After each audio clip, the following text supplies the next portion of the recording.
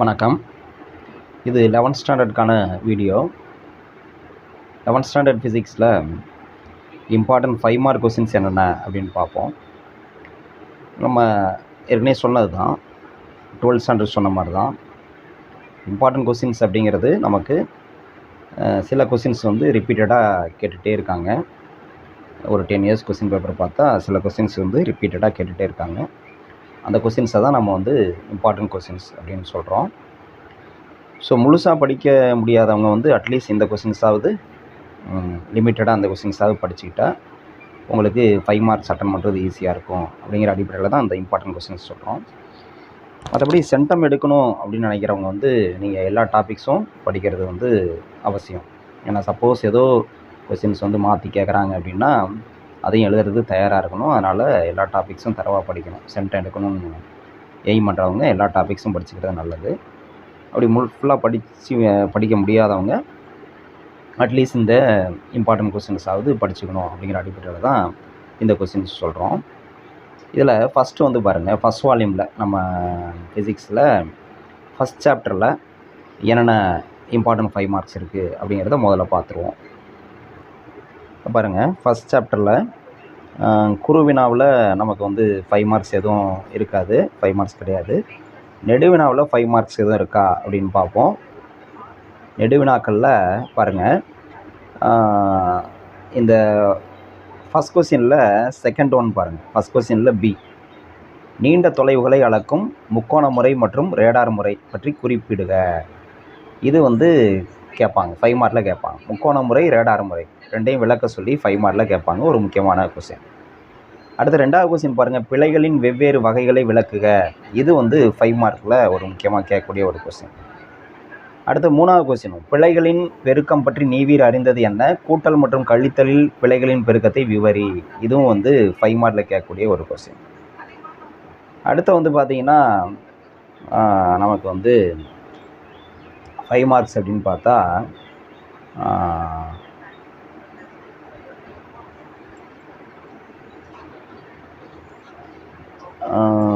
அதுக்கப்புறம் ப்ராப்ளம்ஸ் தான் இருக்குது. ப்ராப்ளத்தில் இந்த கொஸ்டின் பாருங்கள். இது இந்த ப்ராப்ளம் இது நமக்கு நியூமரிக்கல் ப்ராப்ளம்ஸ்லாம் இருக்குது. அதில் இந்த கொஸ்டின் 5 மார்க்கில் அடிக்கடி கேட்கக்கூடிய ஒரு கொஸ்டின். இது ஒரு டெரிவேஷன் தான். அதிர்வடையும் கம்பியின் அதிர்வெண் நியூ ஆனது அளிக்கப்பட்ட விசை எஃப், நீளம் எல், ஓரலகு நீளத்திற்கான நிறை எம் ஆகியவற்றை பொறுத்தது என கொண்டால் பரிமாண முறைப்படி அதிர்வெண் new proportional to 1/L × √f f/m என நிரூபி அப்படின்னு கேட்பாங்க. இது ஒரு முக்கியமான 5 மார்க். இப்போ இந்த எக்ஸசைஸ் கொஸ்டின் இல்லாமல் எக்ஸாம்பிளில் சில கொஸ்டின்ஸ் நமக்கு ஃபஸ்ட் சாப்டரை பொறுத்தவரையிலையும் 5 மார்க்கில் கேட்குறது வழக்கம். அது என்னென்ன கொஸ்டின் பார்த்துருவோம். இந்த கொஸ்டின் பாருங்கள், எடுத்துக்காட்டு 1.12 பாருங்கள். பரிமாணங்கள் முறையில் 76 சென்டிமீட்டர் பாதரச அழுத்தத்தை Nm/m² என்ற அலகிற்கு மாற்றுக. இது 5 மார்க்கில் கேட்கக்கூடிய ஒரு கொஸ்டின். நமக்கு ஒரு எடுத்துக்காட்டு ப்ராப்ளம். அடுத்தது அப்படியே வந்தீங்கன்னா நமக்கு இந்த எடுத்துக்காட்டு 1.13 பாருங்கள். எஸ்ஐ முறையில் ஈர்ப்பியல் மாறிலியின் மதிப்பு கேபிட்டல் G = 6.6 × 10⁻⁸ × 10⁻11 Nm²/kg² எனில் சிஜிஎஸ் முறையில் அதன் மதிப்பை கணக்கிடுக. இதுவும் 5 மார்க்கில் கேட்கக்கூடிய ஒரு கொஸ்டின் நமக்கு.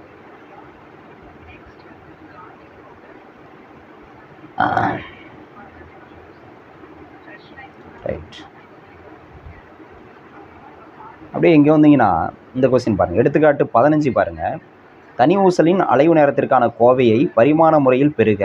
அலைவு நேரமானது ஊசல் குண்டின் நிறை, ஊசலின் நீளம், அவ்விடத்தில் புவியீர்ப்பு முடுக்கம் G ஆகியவற்றை சார்ந்தது. மாறிலி K = 2π கொடுத்துட்டாங்க. நம்ம தனி ஊசலின் அலைவு நேரத்திற்கான சமன்பாடை பரிமாண முறையில் தெரிவிக்கணும். இது ஒரு முக்கியமான 5 மார்க் கொஸ்டின். ஓகே, இதுதான் இம்பார்ட்டன்ட் 5 மார்க்ஸ் அப்படின்னு பார்த்தோம் ஃபஸ்ட் லெசனில். அடுத்து நம்ம செகண்ட் லெசன் போவோம்.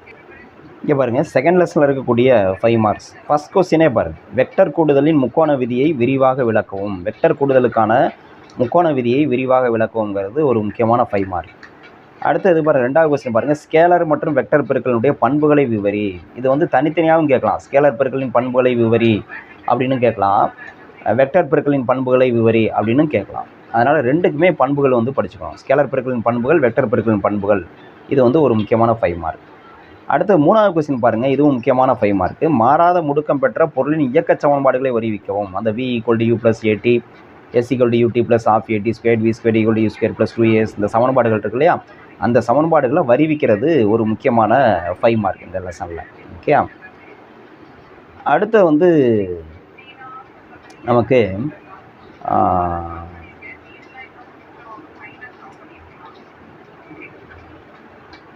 6வது கொஸ்டின் பாருங்கள், மையநோக்கு முடுக்கத்திற்கான கோவையை பெறுக. இது வந்து ஒரு முக்கியமான 5 மார்க். மையநோக்கு முடுக்கத்திற்கான கோவையை பெறுக அப்படிங்கிறது ஒரு முக்கியமான 5 மார்க்.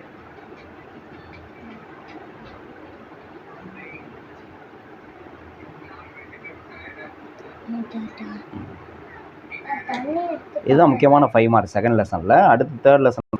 அடுத்து தேர்ட் லெசன் பார்ப்போம். தேர்ட் லெசனில் முக்கியமான 5 மார்க்குன்னு பார்த்தீங்கன்னா, ஃபஸ்ட் கொஸ்டினே பாருங்கள், அது ஒரு முக்கியமான 5 மார்க். நேர்கோட்டு உந்த மாறா விதியை நிரூபி. இதிலிருந்து துப்பாக்கியிலிருந்து குண்டு வெடிக்கும் போது ஏற்படும் துப்பாக்கியின் பின் இயக்கத்திற்கான கோவையை பெறுக அப்படிங்கிறது ஒரு முக்கியமான 5 மார்க் நமக்கு.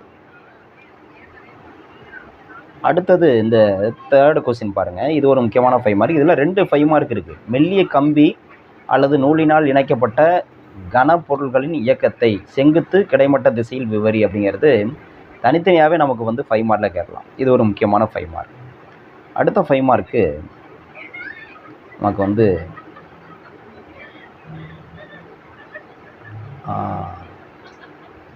4வது கொஸ்டின் பாருங்கள், உராய்வு எவ்வாறு தோன்றுகிறது என்பதை விவரி. சாய்தளம் ஒன்றில் உராய்வு கோணம் சறுக்கு கோணத்திற்கு சமம் என காட்டுக. உராய்வு கோணமும் சறுக்கு கோணமும் சமம் காட்டுற இந்த டெரிவேஷன் வந்து ஒரு முக்கியமான 5 மார்க்கு.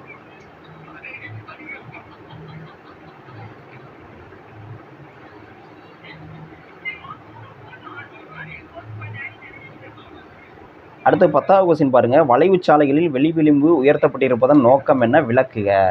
இதுக்கு வந்து அந்த tan θ = v²/rg அப்படிங்கிற ஃபார்முலாவை டெரைவ் பண்ணோம். வளைவு சாலைகளில் வெளி விளிம்பு உயர்த்தப்பட்டிருக்கின்ற நோக்கம் என்ன, அதனுடைய அவசியம் என்ன, அதுக்கான ஃபார்முலாவை டெரைவ் பண்ணோம். இது வந்து ஒரு முக்கியமான 5 மார்க். ஓகே, இதுதான் வந்து இதில் உள்ள முக்கியமான 5 மார்க்ஸு. அடுத்து நம்ம 4th லெசன் போவோம். அடுத்து 4th லெசனில் பார்த்தோம்னா செகண்ட் கொஸ்டின் பாருங்கள், ரொம்ப ரொம்ப முக்கியமான ஒரு 5 மார்க். வேலை ஆற்றல் தத்துவத்தை கூறி விளக்கு. அதற்கு ஏதேனும் 3 உதாரணங்களை தருக. வேலை ஆற்றல் தத்துவத்தை கூறி விளக்கணும், அதை டெரைவ் பண்ணணும், அதுக்கு ஏதேனும் 3 உதாரணங்கள் தரணும். இது வந்து ஒரு முக்கியமான 5 மார்க். அதுக்கு அடுத்து பார்த்தீங்கன்னா 4வது கொஸ்டின் பாருங்கள், ஒரு பரிமாண மீட்சி மோதலில் பொருட்களின் திசைவேகத்திற்கான சமன்பாட்டை தருவித்து அதன் பல்வேறு நேர்வுகளை விவரி. இது வந்து ஒரு முக்கியமான 5 மார்க். சரியா, இவ்வளோதான் இதில் இருக்கக்கூடிய முக்கியமான 5 மார்க்ஸ் அப்படின்னு பார்த்தோம்னா, அடுத்து நம்ம 5th லெசன் போகலாம். 5th லெசனில் கொஞ்சம் நிறைய 5 மார்க்ஸ் இருக்குது. தேர்டு கொஸ்டின் பாருங்கள், சைக்கிள் ஓட்டுபவர் வளைவு பாதையை கடக்க முயலும்போது சாய்வதற்கான காரணம் என்ன. கொடுக்கப்பட்ட திசை வேகத்திற்கு சைக்கிள் ஓட்டுபவர் சாயும் கோணத்திற்கான சமன்பாட்டை பெறுக. சைக்கிள் ஓட்டுபவர் சாயிறதும் அந்த வளைவு பாதையில் வெளி விளிம்பு உயர்த்தப்படுறதும் ஒரே ஃபார்முலாஸ் வந்து வரும். ஸோ இந்த இது வந்து ஒரு முக்கியமான டெரிவேஷன்.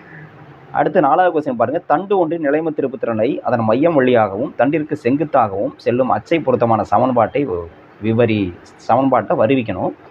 இது ஒரு முக்கியமான 5 மார்க். அதே மாதிரி 5வது கொஸ்டின் பாருங்கள், சீரான வளையத்தின் மையம் வழி செல்வதும் தளத்திற்கு செங்குத்தானதுமான அச்சை பற்றிய நிலைம திருப்புத்திறனுக்கான சமன்பாட்டை வருவி. இல்லையா, ஸோ இது வந்து வளையத்தினுடைய நிலைம திருப்புத்திறன் கண்டுபிடிக்கிறது. இது வந்து ஒரு முக்கியமான 5 மார்க். அதே மாதிரி பாருங்கள், சீரான வட்டத்தட்டின் முதல்ல வந்து வளையம், அடுத்து வந்து வட்டத்தட்டு. சீரான வட்டத்தட்டின் மையம் வழி செல்வதும் தளத்திற்கு செங்குத்தானதுமான அச்சை பற்றிய நிலைம திருப்புத்திறனை காண்க. ஸோ வட்டத்தட்டினுடைய நிலைம திருப்புத்திறனோட சமன்பாடை வருவிக்கிறது ஒரு முக்கியமான 5 மார்க். அடுத்து பாருங்கள், கோண உந்த மாறாவிதியை தக்க உதாரணங்களுடன் விவரி. இது ஒரு முக்கியமான 5 மார்க். கோண உந்த மாறாவிதி. அடுத்து 8வது கொஸ்டின் பாருங்கள், இணையச்சு தேற்றத்தை கூறி நிரூபிக்க. இது ஒரு முக்கியமான 5 மார்க். அதே மாதிரி அந்த இணையச்சு தேற்றங்கிறது ரொம்ப முக்கியமான ஒரு 5 மார்க். அதே மாதிரி 9வது கொஸ்டினும் முக்கியமான 5 மார்க். செங்குத்தச்சு தேற்றத்தை கூறி நிரூபிக்க. இந்த 5th லெசனில் கொஞ்சம் நிறைய 5 மார்க்ஸ் இருக்குது. எல்லா கொஸ்டின்ஸுமே இந்த சொல்கிற கொஸ்டின்ஸ் எல்லாமே படிச்சுக்கணும். செங்குத்து அச்சு தேற்றத்தை கூறி நிரூபிக்க, இதுவும் வந்து ஒரு முக்கியமான 5 மார்க். அடுத்தது லாஸ்ட் கொஸ்டின் பாருங்கள், 10th கொஸ்டின், சாய்தளத்தில் உருளுதலை விவரி மற்றும் அதன் முடுக்கத்திற்கான சமன்பாட்டை பெறுக. சாய்தளத்தில் உருளுதல் அந்த டாப்பிக்கில் முடுக்கத்திற்கான அந்த பொருளுடைய முடுக்கத்திற்கான சமன்பாட்டை டெரைவ் பண்ணும். இது வந்து ஒரு 5 மார்க் டாபிக். இதுதான் அந்த 5th லெசனில் இருக்கக்கூடிய 5 மார்க்ஸு. இதில் கொஞ்சம் நிறைய தான் 5 மார்க் கொஸ்டின்ஸ் இருக்குது. எந்த கொஸ்டின்ஸும் விடக்கூடாது. அடுத்து நம்ம 6th லெசன் போவோம். இப்போது 6th லெசனில் இருக்கக்கூடிய 5 மார்க்ஸ் பார்ப்போம். 2வது கொஸ்டின் பாருங்கள். நியூட்டன் எவ்வாறு ஈர்ப்பியல் விதியை கெப்லர் விதியிலிருந்து தருவித்தார்? இது வந்து ஒரு முக்கியமான 5 மார்க் கொஸ்டின். அடுத்து வந்து பார்த்தீங்கன்னா 4வது கொஸ்டின் பாருங்கள். ஈர்ப்பு நிலையாற்றலுக்கான கோவையை தருவி. இது ஒரு முக்கியமான 5 மார்க். அடுத்து அதே மாதிரி 5வது கொஸ்டின். புவி பரப்புக்கு அருகே h உயரத்தில் உள்ள புள்ளிகளில் ஒரு பொருளின் ஈர்ப்பு நிலையாற்றல் எப்சிலான் = mgh என நிரூபி. இது வந்து ஒரு 5 மார்க், முக்கியமான 5 மார்க்.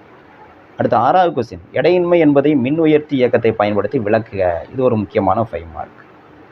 அடுத்து 7வது கொஸ்டின் பாருங்கள். விடுபடு வேகத்திற்கான கோவையை தருவி. இது ரொம்ப முக்கியமான ஒரு 5 மார்க். 8வது கொஸ்டின். உயரத்தை பொறுத்து g எவ்வாறு மாறுபடும்? ஒரு முக்கியமான 5 மார்க். அடுத்து வந்து 9வது கொஸ்டின் பாருங்கள். குறுக்கு கோட்டை பொறுத்து g எவ்வாறு மாறுபடும்? இது ஒரு முக்கியமான 5 மார்க். 10. புவியின் ஆழத்தை பொறுத்து g எவ்வாறு மாறுபடும்? ரொம்ப முக்கியமான ஒரு 5 மார்க் இது. அடுத்து 11வது கொஸ்டின் பாருங்கள். புவியை வலம் வரும் துணைக்கோளின் சுற்றுக்காலத்திற்கான கோவையை தருவி. இது வந்து ஒரு முக்கியமான 5 மார்க். 12வது கொஸ்டின். துணைக்கோளின் ஆற்றலுக்கான கோவையை தருவி. இதுவும் வந்து 5 மார்க்கில் கேட்கக்கூடிய ஒரு டாபிக்.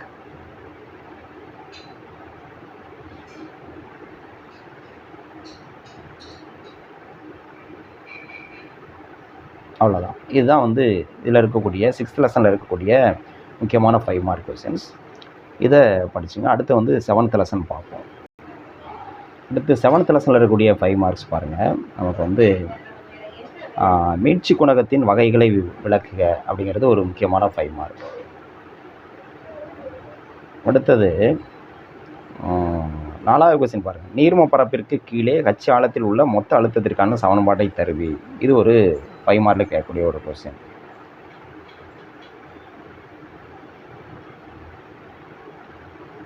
ஏழாவது கொஸ்டின் பாருங்கள். ஸ்டோக் விதியை பயன்படுத்தி அதிக பாகுநிலை கொண்ட திரவத்தில் இயங்கும் கோளத்தின் முற்று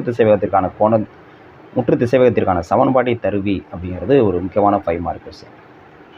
அடுத்து 8வது கொஸ்டின் பாருங்கள். ஒரு குழாயின் வழியே வரிச்சீர் ஓட்டத்தில் உள்ள ஒரு வினாடியில் பாயும் திரவத்தின் பருமனுக்கான பாய்சன் சமன்பாட்டை தருவி. இது பரிமாண அடிப்படையில் நம்ம தருவிப்போம். இது ஒரு முக்கியமான 5 மார்க் கொஸ்டின். அதே மாதிரி 9வது கொஸ்டின் பாருங்கள். திரவ துளி, திரவ குமிழி, காற்று குமிழி ஆகியவற்றின் உள்ளே மிக அழுத்தத்திற்கான கோவையை தருவி. இது வந்து ஏதாவது 2 வந்து சேர்த்து 5 மார்க்கில் கேட்கலாம், இல்லை தனித்தனியாகவும் 3 மார்க்லையும் கேட்கலாம். இது ஒரு முக்கியமான டாபிக். அடுத்து வந்து பாருங்கள் 10வது கொஸ்டின். ரொம்ப முக்கியமான ஒரு 5 மார்க், அடிக்கடி கேட்கக்கூடிய ஒரு 5 மார்க். நுண்புழை நுழைவு என்றால் என்ன? நுண்புழையற்ற முறையில் நீர்மம் ஒன்றின் பரப்பு இழுவிசைக்கான கோவையை தருவி அப்படிங்கிறது ரொம்ப முக்கியமான ஒரு 5 மார்க். அடுத்து நமக்கு வந்து பெர்னாலி தேற்றம் ரொம்ப முக்கியமான ஒரு 5 மார்க். 12வது கொஸ்டின் பாருங்கள். அமுக்க இயலாத பாகுநிலையற்ற பாய்மம் ஒன்று வரிச்சீர் ஓட்டத்தில் செல்வதற்கான பெர்னௌலியின் தேற்றத்தை கூறி அதனை நிரூபி அப்படிங்கிறது ரொம்ப முக்கியமான ஒரு 5 மார்க். அடுத்து 5 மார்க் பார்த்தோம்னா வென்ச்சுரிமானியினுடைய அமைப்பு மற்றும் செயல்பாட்டை விவரி. குழாயின் அகலமான நுழைவு பகுதியில் ஒரு வினாடியில் பாயும் நீர்மத்தின் பருமனுக்கான கோவையை தருவி. இது வந்து வென்ச்சுரிமானியிலேயே வரக்கூடிய ஒரு டாபிக். வென்ச்சுரிமானியுடைய அமைப்பு செயல்பாட்டிலே இது வந்துடும். ஸோ இது வந்து ஒரு முக்கியமான 5 மார்க். இதுதான் 7th லெசனில் இருக்கக்கூடிய 5 மார்க். அடுத்து நம்ம 8th லெசன் போவோம். நெக்ஸ்ட்டு 8th லெசன் பார்ப்போம். இதில் பாருங்கள் 7th கொஸ்டின் பாருங்கள். நியூட்டன் குளிர்வு விதியை விரிவாக விளக்குக. இது வந்து ஒரு முக்கியமான 5 மார்க். அடுத்து வந்து பார்த்தோம்னா நமக்கு அடுத்த 5 மார்க்னு பார்த்தோம்னா 10வது கொஸ்டின் பாருங்கள். வெப்பத்தின் இயந்திர சமானத்தை விவாதிக்கும் ஜூலின் ஆய்வை விவரி. இது வந்து 5 மார்க்கில் கேட்கக்கூடிய ஒரு கொஸ்டின்.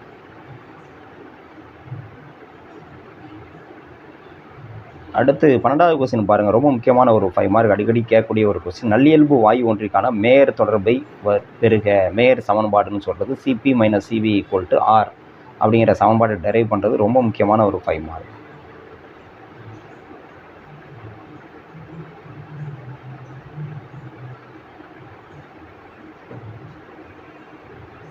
அடுத்து 16வது கொஸ்டின் பாருங்கள். வெப்ப பரிமாற்றமில்லா நிகழ்வில் செய்யப்பட்ட வேலைக்கான சமன்பாட்டை பெறுக. அப்படிங்கிறது 5 மார்க்கில் கேட்கக்கூடிய ஒரு கொஸ்டின்.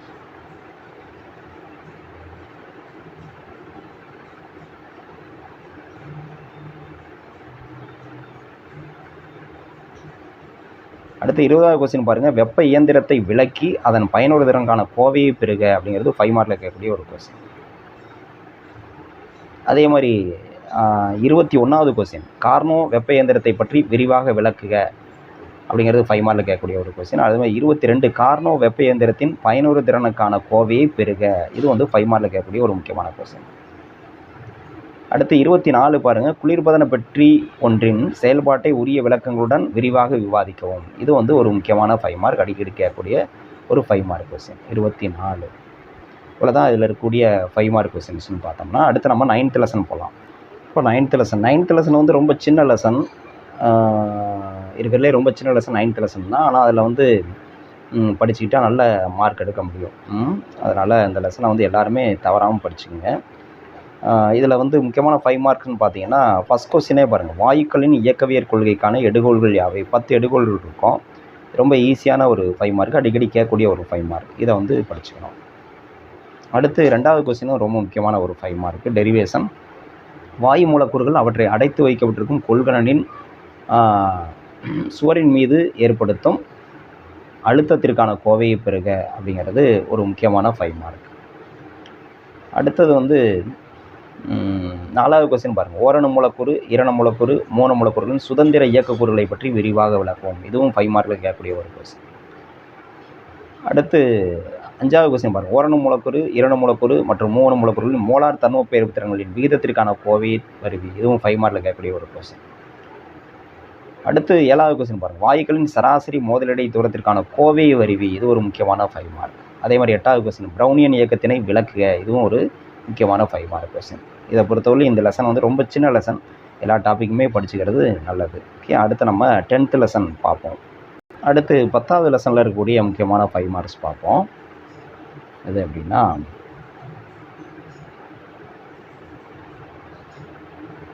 ஆறாவது கொஸ்டின் பாருங்கள், சுருள்வில்லின் கிடைத்தள அலைவுகளை விவரி அப்படிங்கிற கொஸ்டின் வந்து ஒரு முக்கியமான 5 மார்க்.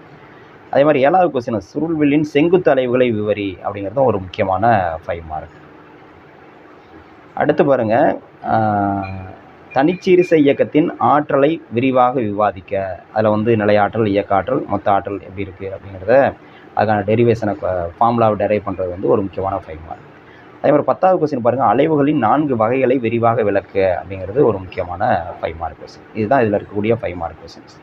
அடுத்து நம்ம அடுத்த லெசன், இப்போது 11வது லெசன் 11th லெசனில் இருக்கக்கூடிய முக்கியமான 5 மார்க்ஸு.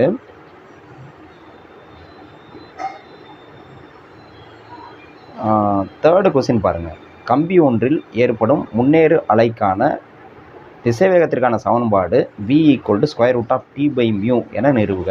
இது வந்து ஒரு முக்கியமான 5 மார்க். அடுத்தது அப்படியே அடுத்த கொஸ்டின்ஸ் பார்த்தோம்னா, 4வது கொஸ்டின் பாருங்கள், ரொம்ப ரொம்ப முக்கியமான ஒரு 5 மார்க், அடிக்கடி கேட்கக்கூடிய ஒரு 5 மார்க். காற்றில் ஒளியின் திசைவேகத்திற்கான நியூட்டன் சமன்பாட்டை விளக்குக, அதில் லாப்லாஸின் திருத்தத்தை விவரி அப்படிங்கிறது ஒரு முக்கியமான 5 மார்க்.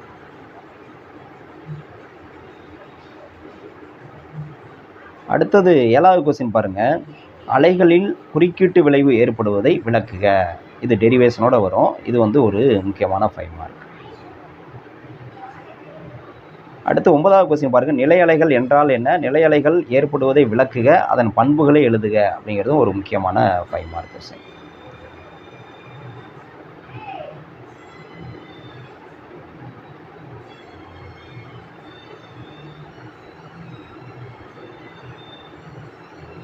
அடுத்து 14வது கொஸ்டின் பாருங்கள், கீழ்கண்டவற்றுள் மேற்சுரங்கள் ஏற்படுவதை விளக்க. மூடி ஆர்கன் குழாய், திறந்த ஆர்கன் குழாய், ஒத்ததிர்வு காற்றுத்தம்ப கருவி அப்படிங்கிற இந்த இதில் வந்து நமக்கு வந்து தனித்தனியாக 5 மார்க்கில் கேட்பாங்க. மூடி ஆர்கன் குழாய் மட்டும் தனியாக 5 மார்க்கில் கேட்பாங்க, திறந்த ஆர்கன் குழாய் மட்டும் தனியாக 5 மார்க்கில் கேட்பாங்க. அடுத்து வந்து ஒத்ததிர்வு காற்று தம்பம், இது வந்து தனியாக கேட்பாங்க. அதனால் இந்த 3 டாப்பிக்குமே நம்ம வந்து படிச்சுக்கணும். அதே மாதிரி 15வது கொஸ்டின் பாருங்கள், ஒத்ததிர்வு தம்ப கருவியை பயன்படுத்தி காற்றின் ஒளியின் திசைவேகம் அளக்கும் முறையை விளக்குக. நமக்கு இது ப்ராக்டிக்கல்லையும் இருக்குது, தியரியிலையும் கேட்குறதுக்கு வாய்ப்பு இருக்குது 5 மார்க் கொஸ்டின்ஸ். அடுத்தது பாருங்கள், டாப்ளர் விளைவு, இந்த இதை பேஸ் பண்ணியும் நமக்கு வந்து 5 மார்க் கொஸ்டின் கேட்குறது வந்து வழக்கம். இதில் நிறைய கேசஸ் இருக்குது. இதில் வந்து பார்த்திங்கன்னா, டாப்ளர் விளைவில் வந்து பார்த்திங்கன்னா, மூலம் இயக்கத்திலும் கேட்போர் ஓய்விலும் இருக்கும்பொழுது என்ன, அடுத்து வந்து கேட்போர் இயக்கத்திலும் மூலம் ஓய்விலும் இருந்தால் என்ன, இரண்டும் இயக்கத்தில் இருந்தால் என்ன அப்படின்னு சொல்லிட்டு நிறைய கேசஸ் இருக்குது. பட் இதில் எல்லா கேஸுமே நம்ம படிச்சுக்கிறது நல்லது. அதில் எந்த கேஸ் வேணுமாலும் கேட்கலாம். ஏதாவது ஒரு 3 கேஸ் அல்லது 2 கேஸ் வந்து அந்த மாதிரி கேட்கலாம். அதனால் நம்ம வந்து எல்லா கேஸுமே டாப்ளர் விளைவை பொறுத்தவரையிலும் எல்லாமே நம்ம வந்து படிச்சுக்கிறது நல்லது. அதில் எப்படி வேணுமாலும் கொஸ்டின் வரலாம். இவ்வளோதான் நமக்கு இருக்கக்கூடிய 5 மார்க் கொஸ்டின்ஸ் அப்படின்னு பார்த்தா 11th இருக்கக்கூடிய ரிப்பீட்டடாக கேட்கக்கூடிய 5 மார்க் கொஸ்டின்ஸ்னு பார்த்தா இதுதான். இதை வந்து நம்ம படிச்சுக்கணும். நான் சொன்ன மாதிரி சென்டம் எடுக்கணும் அப்படிங்கிறவங்க இந்த டாபிக்ஸோட நிறுத்திக்காமல் எல்லாமே படிச்சுக்கிறது நல்லது, அவசியம் கூட. அது ரொம்ப முக்கியம். லிமிட்டடாக படிச்சுட்டு நம்ம வந்து இதை மட்டும் எதிர்பார்த்து போகக்கூடாது. சென்டம் எடுக்கிறவங்க எல்லா டாபிக்ஸுமே படிச்சுக்கணும். அது ரொம்ப முக்கியம். மற்றவங்க இப்போ அவ்வளோ படிக்க முடியாதவங்க அட்லீஸ்ட் இதை மட்டுமாவது படிச்சுக்கணும் அப்படிங்கிற அடிப்படையில் தான் இந்த இம்பார்ட்டன்ட் கொஸ்டின்ஸ் அப்படிங்கிறத சொல்கிறோம். நெக்ஸ்ட் அடுத்த வீடியோவில் நம்ம வந்து இம்பார்ட்டன்ட் 3 மார்க் கொஸ்டின்ஸ் வந்து பார்க்கலாம். நன்றி.